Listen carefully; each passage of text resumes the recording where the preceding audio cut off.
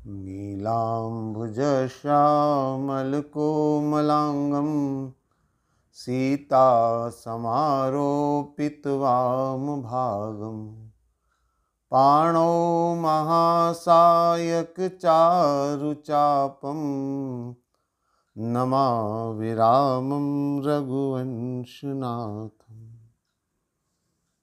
आइए श्री राम कथा को हम प्रारंभ करें। अभी हम लोग सुंदरकांड के पावन चरित्र की चर्चा कर रहे हैं। हनुमान जी मां सीता की खोज में प्रस्थान करते हैं और हनुमान जी की इस यात्रा को अलग अलग नजरिए से हमने देखने का प्रयास किया। मैंने मां सीता को लक्ष्मी स्वरूपा मान करके चर्चा करी कि किस तरह से लक्ष्मी को पाने का प्रयास किया जाता है और कौन कौन लक्ष्मी को पाना चाहता है। मैंने सीता को भक्ति स्वरूपा मान करके भी चर्चा आपके सामने रखी कि भक्ति के मार्ग में किस तरह से साधक आगे बढ़ता है और भक्ति के मार्ग में कौन कौन सी बाधाएं बीच में आती है। गोस्वामी श्री तुलसीदास जी ने रामचरित्र मानस में जो वर्णन किया है वो बड़ा अद्भुत वर्णन किया है। एक एक शब्द एक एक बात बड़ी अद्भुत है। हनुमान जी की इसी यात्रा में एक छोटी सी बात और समझ में आती है, उस पर भी हम चर्चा करें। समुद्र तट से प्रस्थान करने के बाद हनुमान जी को 3 स्त्रियां मिली है। आप अच्छी तरह से जानते हैं ये 3 स्त्रियां कौन हैं। सबसे पहले देवताओं के द्वारा भेजी गई सुरसा मिली, उसके बाद छाया पकड़ने वाली सिंहिका नामक राक्षसनी मिली और अंत में लंका नगर पर प्रहरी बनकर के बैठी लंकणी मिली। ये 3 स्त्रियां हनुमान जी को मार्ग में मिलती है। और थोड़ा सा अगर हम इस पर विस्तार से विचार करें, चिंतन मनन करें, तो एक और महत्वपूर्ण बात सामने आती है कि भगवान राम को भी जीवन में 3 स्त्रियां मिली। और वो 3 स्त्रियां कौन सी हैं, थोड़ा स्मरण करें। भगवान राम को 3 स्त्रियां मिली। सबसे पहले ताड़का, उसके बाद भगवान राम को शूर्पणखा मिली और एक और स्त्री भगवान राम को मिली, वह है शबरी, भक्तमती शबरी। और अगर और विचार किया जाए तो भगवान कृष्ण के भी जीवन में 3 स्त्रियों का विशेष वर्णन है। भगवान कृष्ण के चरित्र में भी 3 स्त्रियों का वर्णन है। आप देखिए थोड़ा सा कृष्ण के चरित्र को। एक पूतना जो भगवान कृष्ण के सामने आई, दूसरी कुब्जा जो भगवान कृष्ण के सामने आई, और तीसरी महिला, तीसरी स्त्री। वैसे तो कृष्ण के चरित्र में 16,108 उनकी पत्नियों का वर्णन है, लेकिन 3 में तीसरा स्थान वो है विदुरानी का, जो भगवान कृष्ण के जीवन में आती है। तो ये एक संयोग नहीं है, बल्कि ये एक सिद्धांत है। और इस सिद्धांत को अगर हम समझने का प्रयास करें तो जीवन को बहुत कुछ सीखने को मिल सकता है। 3 ही क्यों, न कम है न ज्यादा है। अच्छा, एक और बड़ी महत्वपूर्ण बात देखिए, तीनों के साथ व्यवहार, जैसा व्यवहार हनुमान जी ने किया, लगभग वैसा ही व्यवहार भगवान राम ने किया। और लगभग उसी तरह का व्यवहार भगवान कृष्ण ने किया इन तीनों के साथ। तीनों स्त्रियों के साथ व्यवहार अलग अलग है। अगर आप गौर से देखें तो यह बड़ा अद्भुत वर्णन किया गया है हमारे शास्त्रों में। अब देखिए, सबसे पहले हनुमान जी को इस यात्रा में मिली सुरसा, देवताओं के द्वारा भेजी गई। हनुमान जी ने क्या किया? सुरसा को प्रणाम किया, माई भी कहा, विनम्रता से हाथ जोड़े और संतुष्ट करके हनुमान जी आगे बढ़ते हैं। हनुमान जी को आशीर्वाद भी मिलता है सुरसा का, राम काज सब करे तुम, बल बुद्धि निधान। आशीर्वाद भी मिला। हनुमान जी ने सुरसा को प्रणाम किया, वंदन किया विनम्रता के साथ। यह व्यवहार है सुरसा के साथ। लेकिन सिंहिका के साथ व्यवहार बिल्कुल अलग है। एक पल में भगवान हनुमान जी ने सिंहिका को मार डाला, उसका वध कर डाला। छाया पकड़ने वाली सिंहिका नामक राक्षसनी को हनुमान जी ने मारा। तीसरे नंबर पर है लंकनी। हनुमान जी ने लंकनी को प्रणाम भी नहीं किया, वंदन नहीं किया। हां, हल्का सा बल प्रयोग जरूर किया। मुठिका एक महाकपि हनि, और वो भी हल्का बल प्रयोग इसलिए मैं कह रहा हूं कि हनुमान जी की मुठिका पूरी शक्ति से अगर लगती तो हो सकता है लंकनी के प्राण पखेरु उड़ जाते। तो हनुमान जी ने हल्का बल प्रयोग किया, लेकिन इस हल्के बल प्रयोग का प्रभाव यह पड़ा कि वह लंकनी, जो प्रारंभ में कहती थी जानी नहीं मरम सठ मोरा, मोर आहार जहां लगी चोरा, चोर मेरा भोजन है, चोर को मैं खाती हूं, मैं तुझे खाऊंगी, और हनुमान जी को सठ माने मूर्ख कहती है, वही लंकनी बाद में क्या कहती है?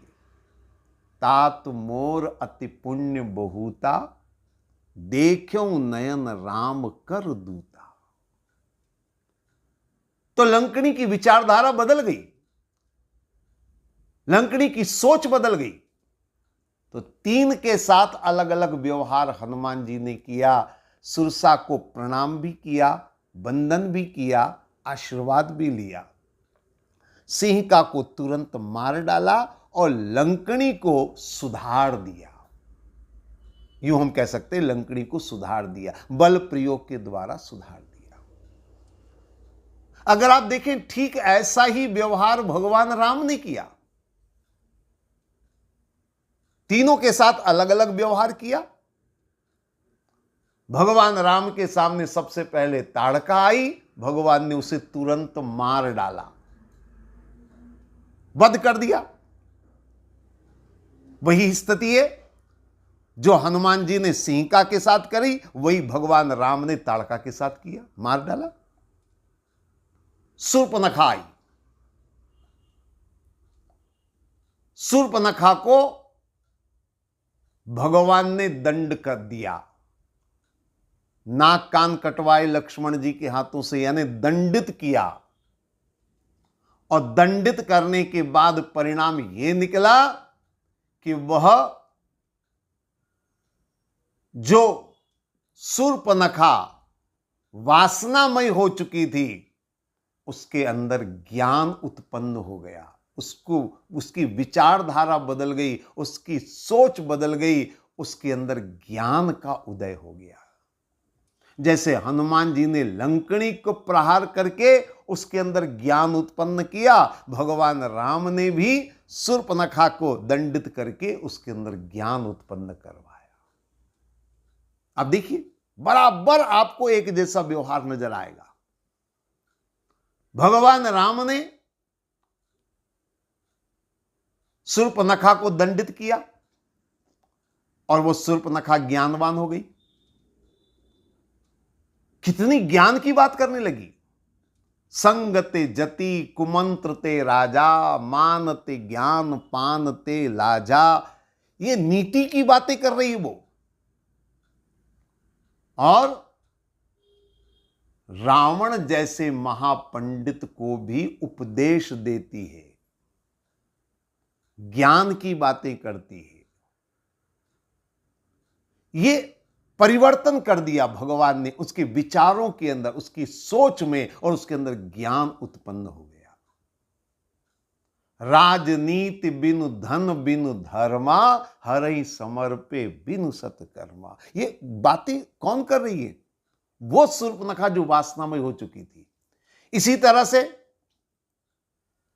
हनुमान जी जब लंका में प्रवेश करने लगे, लंकनी मिली तो लंकनी हनुमान जी को सट कहती है, मूर्ख कहती है, हनुमान जी को जो है वो खाने के लिए दौड़ती है। पर जैसे ही हनुमान जी ने बल प्रयोग किया, हनुमान जी ने जैसे ही उसे दंडित किया, ओहो, उसकी विचारधारा बदल गई।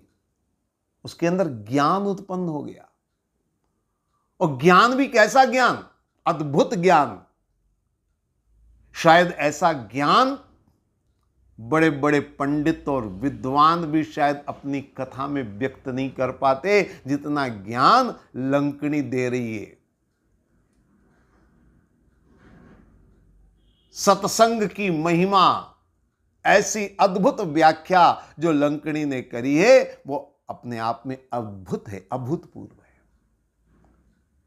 लंकनी कहती है, तात स्वर्ग अपवर्ग सुख धैर्य तुलायक अंग, और तूलन ताई सकल मिली जो सुख लव सत्संग। सत्संग की महिमा, सत्संग की व्याख्या कर रही है वो कह रही है, तराजू के एक पलड़े पर तात स्वर्ग अपवर्ग सुख, स्वर्ग और अपवर्ग का सुख तराजू के एक पलड़े पर रख दिया जाए और दूसरे पलड़े पर सत्संग का सुख रख दिया जाए, तो भी सत्संग से प्राप्त होने वाले सुख का पलड़ा भारी होगा। ओहो, अद्भुत सत्संग की महिमा। हालांकि कई बार मन में विचार आता है, जब हम सुनते हैं तात स्वर्ग अपवर्ग सुख धैर्य तुलायक अंग, तो स्वर्ग की बात तो समझ में आती है, क्योंकि स्वर्ग के बारे में बहुत सारे किस्से हमने सुनी है, बहुत सारी वार्ताएं हमने सुनी है। अगर किसी सामान्य व्यक्ति से भी पूछो स्वर्ग का मतलब क्या है, वो एक ही बात कहेगा, मौज मस्ती, बस कुछ काम नहीं करना है, आराम ही आराम, अप्सराएं नृत्य कर रही हैं और हम उनका आनंद लेंगे स्वर्ग में। कोई नौकरी धंधे की कोई चिंता नहीं, कोई पैसा कमाने का हमें कोई चिंता नहीं। यानी सारे सुख जिसकी कल्पना आदमी कर सकता है, वो सारे के सारे सुख स्वर्ग में निहित है। स्वर्ग के सुखों का वर्णन जितना भी कर सकते हैं, वो वही है जो आदमी की परिकल्पना है। लेकिन कई बार मन में विचार आता है कि ये तात स्वर्ग अपवर्ग सुख, स्वर्ग का सुख तो फिर भी समझ में आता है, लेकिन ये अपवर्ग का सुख क्या है? इस सुख के बारे में कभी ज्यादा सुना नहीं, कभी ज्यादा जाना नहीं। मैं आपको बता दूं अपवर्ग का सुख क्या होता है। शब्द को जरा ध्यान से समझेंगे। अपवर्ग हमारे हिंदी में वर्णमाला में क ख ग घ अंग, इसको क वर्ग में रखा गया है। एक एक शब्द जो प्रारंभ का होता है उसको उस वर्ग में माना गया है। चछ जझ य यानी च वर्ग, टठ डढण ट वर्ग, तथ दधन त वर्ग। इसी तरीके से प फ ब भ म ये 5 अक्षर को प वर्ग में रखा गया है। तो प वर्ग का मतलब क्या है? प फ ब भ म। लेकिन यहां पर शब्द है अपवर्ग, प वर्ग नहीं अपवर्ग, आगे लग गया अ। और आप जानते हैं हमारी हिंदी में जब किसी पूर्ण शब्द के आगे अ लगता है तो वो नकारात्मक हो जाता है। जैसे ज्ञान के आगे अ लग गया तो अज्ञान माने जहां ज्ञान न हो। प्रिय के आगे अ लग गया अप्रिय यानी जो प्रिय न हो। शांति के आगे अ लग जाए अशांति जहां शांति न हो। जहां आगे अ लग जाता है वो नकारात्मक हो जाता है, वो नेगेटिव हो जाता है, नहीं में हो जाता है। तो अपवर्ग का मतलब क्या हुआ? प वर्ग का मतलब तो है प फ ब भ म, पर अपवर्ग का मतलब हुआ जहां प फ ब भ म न हो उसको कहते हैं अपवर्ग। अब ये प फ ब भ म क्या है? थोड़ा सा उसको विस्तार से मैं आपके सामने रखूं तो समझ में आएगा। देखिए, सबसे पहला अक्षर है प। प माने पतन। अपवर्ग का मतलब हुआ जहां पतन न हो, क्योंकि प नहीं होना चाहिए, तो प वर्ग यानी पतन, जहां पतन न हो। और आपको मैं एक बात बता दूं, स्वर्ग के सारे सुख आपने सुने होंगे, पर साथ में यह भी सुना होगा कि स्वर्ग से पतन भी होता है। अनेक पुराणों की कथाएं आती हैं, अनेक वर्णन आते हैं जिसमें यह आता है कि स्वर्ग से पतन हुआ। अरे देवताओं के राजा इंद्र जो स्वर्ग के स्वामी हैं उनका भी पतन होता है।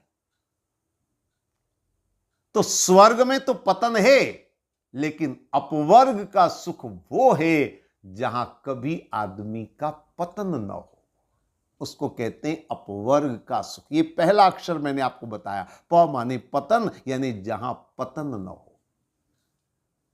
दूसरा अक्षर है प के बाद फ। फ का अर्थ है फलाकांक्षा, फल की आकांक्षा। आपने कथाओं में सुना होगा देवताओं को भी फल की आकांक्षा होती है। स्वर्ग में फल की कामना लोग करते हैं, लेकिन अपवर्ग का सुख वो है जहां कभी किसी को फल की आकांक्षा न हो। गीता में यही तो कहा गया है, फल की आशा जो छोड़ देता है वही मुक्त पुरुष होता है। तो यही अपवर्ग का सुख है जहां फल की आकांक्षा न हो। आगे बढ़िए, प फ ब। तीसरा अक्षर है ब। ब का अर्थ है बंधन। मैं फिर कहूंगा, आप देखिए शास्त्रों में पुराणों में देवता भी मर्यादाओं में बंधे हुए हैं, बंधन है वहां पर, उनके ऊपर कई तरह के बंधन हैं। लेकिन अपवर्ग का सुख वो है जहां किसी तरह का बंधन न हो, क्योंकि याद रखिए बंधन आदमी को पूर्ण सुख नहीं दे सकता। बंधन चाहे जैसा भी हो, बंधन तो बंधन है। हथकड़ियां तो हथकड़ियां रहेंगी, चाहे वो लोहे की हो कि सोने की हो, क्या फर्क पड़ने वाला है। बंधन माने परतंत्रता, और परतंत्रता आदमी को सुख नहीं दे सकती है। लेकिन स्वर्ग में बंधन है। अपवर्ग का सुख वो है कि जहां बंधन न हो, उसको कहते हैं अपवर्ग का सुख। तो प यानी पतन, फ माने फलाकांक्षा, ब माने बंधन, भ माने भय। और आपने बहुत कथाओं में सुना होगा देवता हमेशा भयभीत रहते। स्वर्ग में सब सुख है पर भय है, हर बात का भय लगा रहता है। लेकिन अपवर्ग का सुख वो माना गया है कि जहां किसी तरह का भय न हो, भय मुक्त हो, वही सुख वास्तव में, और वो अपवर्ग का सुख है। तो प फ ब भ और आखिरी में अक्षर है म माने मृत्यु। याद रखिए, स्वर्ग की एक आयु होती है। स्वर्ग में आदमी एक निश्चित समय के लिए होता है, सदा सर्वदा भगवान की शरण में हो सकता है, मुक्ति में हो सकता है सदा सर्वदा का भाव, लेकिन स्वर्ग में हमेशा नहीं। स्वर्ग का भी एक समय होता है, और समय पूरा हुआ यानी मृत्यु हुई। तो स्वर्ग में मृत्यु है, लेकिन अपवर्ग का सुख वो है कि जहां मृत्यु भी न हो। तो अपवर्ग का सुख आप समझ गए। अपवर्ग का सुख का मतलब है जहां पतन न हो, जहां फल की आकांक्षा न हो, जहां बंधन न हो, जहां भय न हो, जहां मृत्यु न हो, उसको कहते हैं अपवर्ग का सुख। और लंकनी उसी अपवर्ग के सुख की बात कर रही है। तात स्वर्ग अपवर्ग सुख धरिय तुला एक अंग, और तूलन ताई सकल मिली जो सुख लव सत्संग। ये सत्संग की महिमा है, और इसीलिए मैंने कहा बड़े बड़े साधु संत और कथावाचक भी सत्संग की महिमा ऐसी नहीं बखान कर पाएंगे जैसे कि लंकनी कर रही है। तो मैं आपसे निवेदन कर रहा हूं कि 3 स्त्रियां मिली, पर तीनों के साथ व्यवहार अलग अलग है। भगवान कृष्ण के चरित्र में भी यही बात है। भगवान कृष्ण ने भी तीनों के साथ अलग अलग व्यवहार किया। बिल्कुल ठीक इसी तरह समझिए, जैसे पूतना, भगवान ने पूतना को मारा, जैसे राम ने ताड़का को मारा, जैसे हनुमान जी ने सिंहिका को मारा, भगवान कृष्ण ने पूतना को मारा। कुब्जा को उन्होंने प्रहार किया, बल का प्रहार किया और उसे ठीक किया। उसके तन को भी सुंदर बनाया, उसके मन को भी सुंदर बनाया, वो समर्पित हो गई भगवान के प्रति। जैसे भगवान राम ने शूर्पणखा को दंडित किया, जैसे हनुमान जी ने लंकनी को दंडित किया, भगवान कृष्ण ने कुब्जा को दंडित किया और उसे ज्ञानवान बनाया।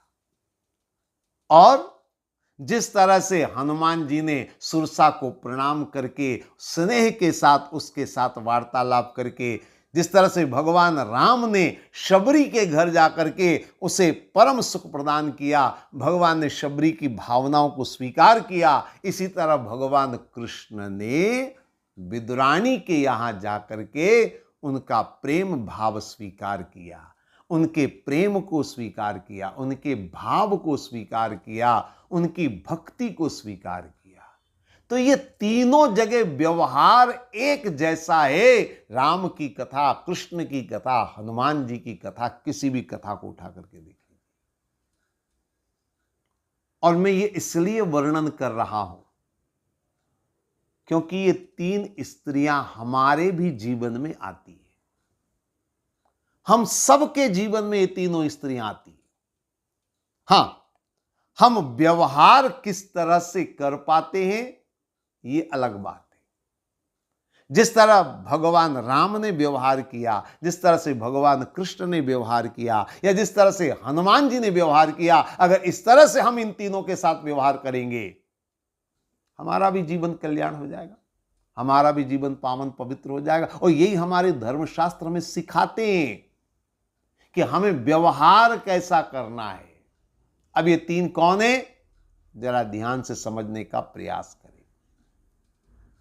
देवताओं के द्वारा भेजी गई। मैं चूंकि अब हमारी कथा जहां सुंदरकांड की जिस मोड़ पर कथा चल रही है, मैं उसी को सामने रखते हुए बात करूंगा। मैंने उदाहरण राम जी का दिया, कृष्ण जी के चरित्र का दिया, लेकिन मूल चर्चा हमारी सुंदरकांड की जो है उसी को आधार बनाकर हम आगे बढ़ेंगे।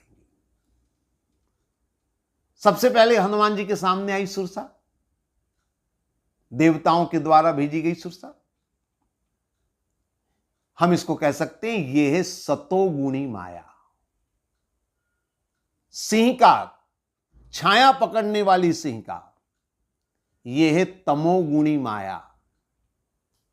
और लंकनी, लंका में निवास करने वाली, लंकाधिपति रावण के आदेश पर कार्य करने वाली, उसको हम कहेंगे रजोगुणी माया। ये तीन तरह की माया है, सतोगुणी माया, रजोगुणी माया, तमोगुणी माया। अब इन तीनों के साथ व्यवहार अलग अलग होना चाहिए। तमोगुणी माया का नाश करिए। तमोगुणी माया में जितने आप उलझेंगे उतने ही आप पतित होते चले जाएंगे, आपका पतन होता चला जाएगा। जैसे हनुमान जी जा रहे थे तो सिंहिका ने छाया पकड़कर नीचे गिराने का प्रयास किया। यह तमोगुणी माया की प्रवृत्ति है, वो हमेशा नीचे गिराने का प्रयास करती है। आपको आपकी साधना से नीचे गिराने का प्रयास किया जाएगा। आपको आपके जो जीवन के जो उद्देश्य है उनसे आपको नीचे गिराने का प्रयास किया जाएगा। तमोगुणी प्रवृत्ति, तमोगुणी माया का नाश करना आवश्यक है। लेकिन रजोगुणी माया, रजोगुणी माया को आप किस तरह से संभालते हैं, सबसे बड़ी बात है। हल्का बल प्रयोग भी करना पड़ सकता है, दंड भी दिया जाना चाहिए, लेकिन लक्ष्य क्या है? सुधारना, उसको अपने अनुकूल बनाना। वो हमारे सहायक भी हो सकती है रजोगुणी माया। इसलिए रजोगुणी माया को हमें सुधार करके अपने अनुकूल बनाना है, ताकि वो जीवन में हमारे लिए सहायक हो सके।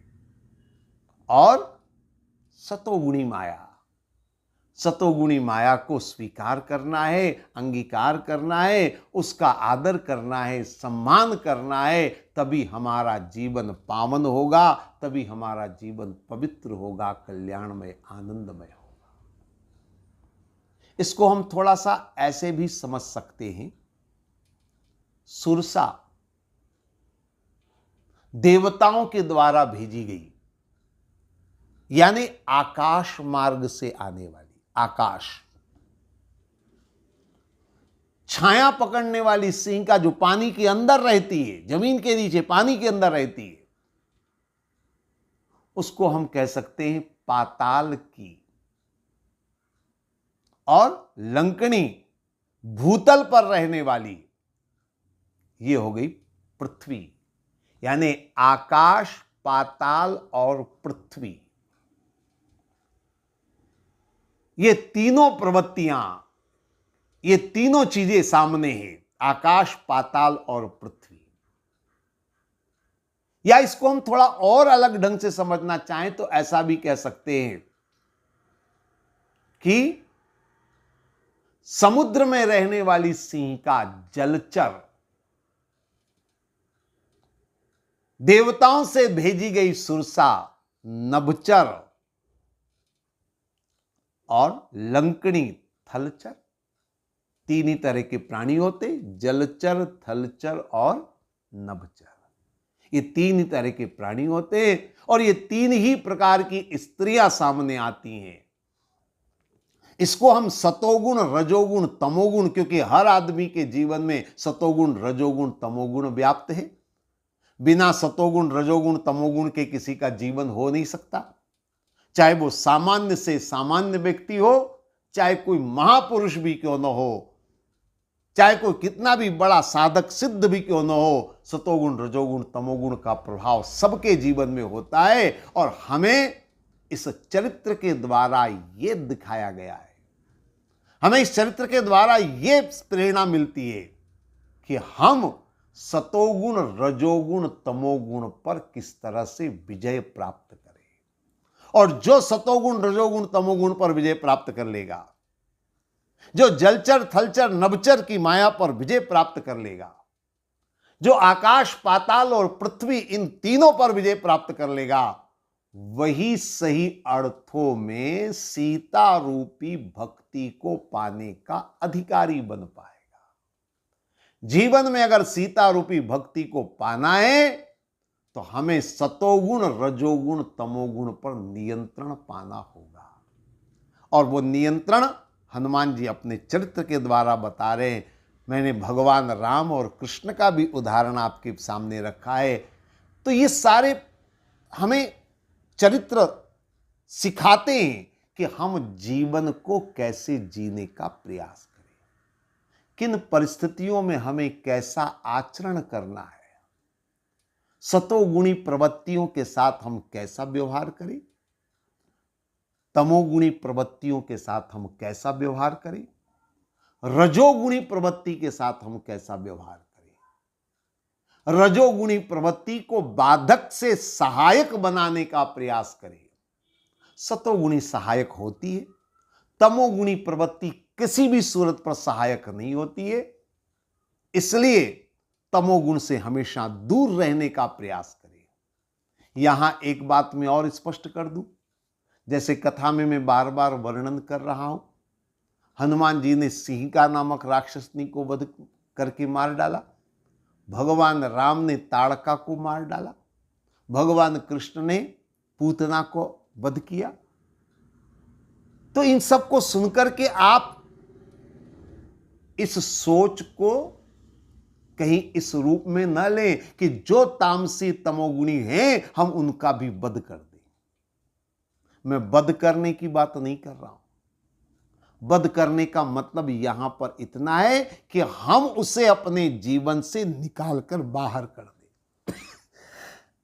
हम उसके जीवन से दूर हो जाएं, हम उसकी पहुंच से परे हो जाएं, हम तमोगुण से अपने आप को अलग कर लें, अपने जीवन की धारा को अलग कर ले, तो निश्चित रूप से हमारे जीवन का कल्याण होगा, हमारा जीवन पावन पवित्र और धन्य होगा। बातें बहुत सारी, लेकिन अभी इतना ही। आगे की चर्चा फिर हम आगे करेंगे। ओम सर्वे भवन्तु सुखिनः, सर्वे सन्तु निरामया, सर्वे भद्राणि पश्यन्तु, मा कश्चित् दुःखभाग् भवेत्। ओम शांति शांति शांति।